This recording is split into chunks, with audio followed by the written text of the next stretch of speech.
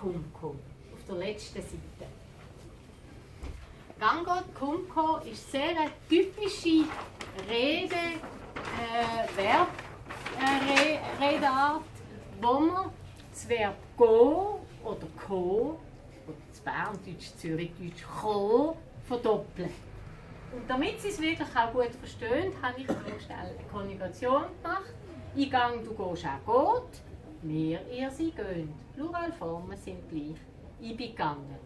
Oder ko, ich komme, du kommst auch kommt. Wir, ihr, sie kommen. Ich bin ko.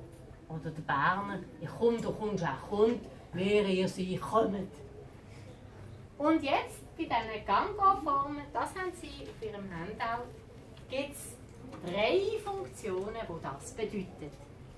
Nämlich die erste ist eine Aufforderung oder ein Befehl. Du kannst zum Beispiel heißen: Gang posten, gehen aufräumen, kommt essen. Also indem ich das Gehen oder Kommen konjugiere, Go dazu setze und ein Verb, habe ich einen Befehl.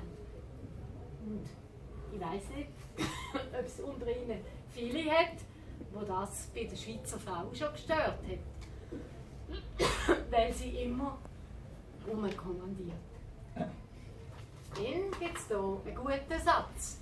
Jemand, der das nicht mit sich gefallen lassen will, oder vielleicht haben ihr auch so eine Chefin, die euch ein bisschen rumkommandiert, da könnt ihr sagen: Los, ich bin kein Gango. Also der Kuli, der alles machen muss. Verstehen Sie übrigens alles? Gango posten. Ist das für alle klar? Ja. Was heisst Gango posten? Einkaufen. In Basel, wir haben wieder eine extra Situation. In Basel sagt man im Prinzip das hochdeutsche Wort und das ist Einkaufen. Einkaufen. Haben Sie sich noch nie gewundert, dass die Heibenschweizer ewig auf die Post rennen? Ich muss noch posten, oh, ich gehe posten, gestern bin ich posten. Ja, heute gibt es E-Banking und man kann Rechnung online zahlen und Päckchen hat man eh nicht mehr so viel. Ja, aber es gibt noch eine Posten.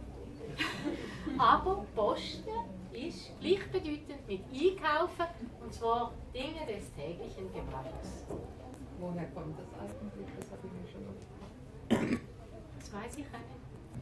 Das müssen wir etymologisch irgendwie ein bisschen. Heute kriegt man auf der Post alles, aber früher ja. Ja, da haben Sie Ort und Milch doch nicht. Ja. Okay, also die erste Funktion ist der Befehl, die Aufforderung. Die zweite Funktion, das ist die nahe Zukunft oder im Begriff sein. Ich gehe Fernsehen schauen, er geht Klavier spielen, wir gehen am Sonntag Velo fahren, ja, das ist Slow up zu Basel. Oder ich gehe jetzt Kaffee trinken. Adieu miteinander. Das bedeutet, ich bin jetzt im Begriff, ich mache das jetzt. Und die dritte Funktion, das ist noch eine konkrete Absicht, ein Termin, etwas, was in meiner Agenda steht. Morgen gehe ich Haar schneiden. Ich habe gerade vorher angerufen. Am Dienstag geht er shooten. Am Freitag kommen die Meyers jassen.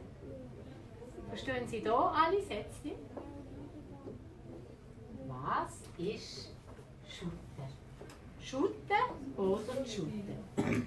Jawohl, also das lernt man fast in der ersten Woche kennen, wenn man in der Schweiz lebt. Alle sagen shooten oder shooten. Ich gehe einen Shooty-Match. Kommst du mit? Genau. Okay? Kommt das vom Englischen? Vielleicht, aber shooten tut man bevor Englisch hier aktuell geworden ist. Also bevor die Anglizismen hier angekommen sind. Ich weiß es nicht mehr. Jawohl. Denn auch die Modalverben sind recht unterschiedlich. Wir haben zum Beispiel das Modalverb «welle». Was heisst «welle» auf Hochdeutsch? Wollen, genau. Und da haben wir 2 verschiedene Konjugationen. Ich kann fragen, willst du eine Glasse? Dann frage ich ihn, willst du auch eins? Also ich kann konjugieren, ich will, du willst, er will. Oder ich will, du willst, er will. Und es ist gleich, welche Variante. Weil es ist nicht so, dass Basler nur das sagen oder Berner nur das. Sondern je nach Satz, je nach Gelegenheiten mal das, mal das. Oder wir haben das Verb können und können. Und da habe ich zwei schöne Sätze. Der Basler, habe ich natürlich immer zuoberst und rot, sagt, wenn ich kann kommen, komme ich um 3. Und der Berner, der sagt, wenn ich kann kommen, komme ich um 3. Und der St. Galler, der sagt, wenn ich kann kommen, komme ich um 3. Dreimal die gleiche Sprache und jedes Mal tönt es ein bisschen anders.